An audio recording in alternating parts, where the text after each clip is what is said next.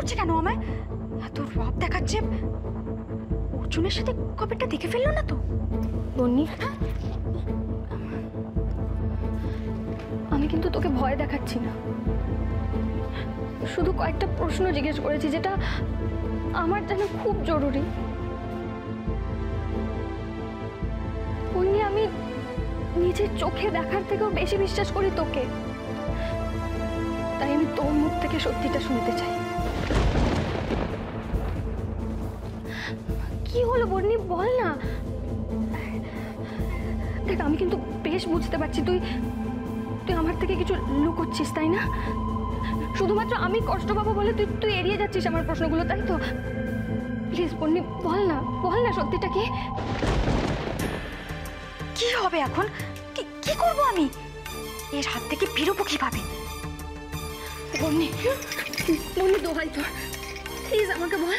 দেখ দেখ, এভাবে আমার দম বন্ধ লাগছে, কষ্ট হচ্ছে খুব, প্লিজ আমাকে সত্যিটা বল। এসব কি বলছিস সোনা? তোর শরীর ঠিক আছে তো? দেখি। আমি এড়িয়ে যাস না। অনা প্লিজ স্টপ ইট।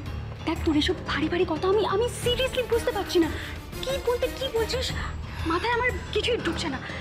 তুই এক কাজ কর, তুই বাড়ি চলে যা। আমি আমি আমি তোকে পরে ফোন করছি, ওকে?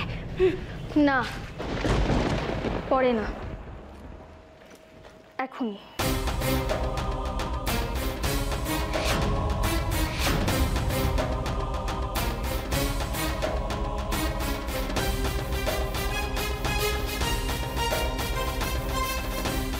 অনাটাকে আটকাতে পারলাম না।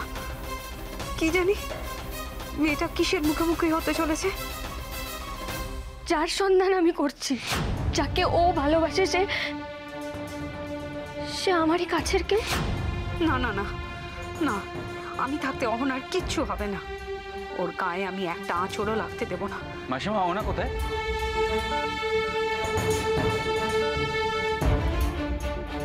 মাসিমা,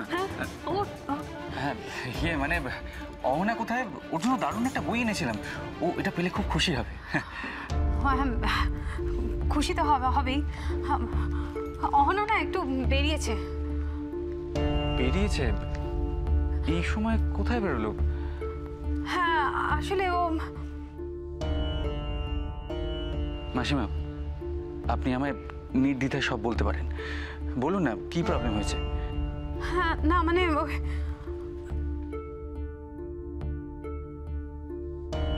আমি জানি,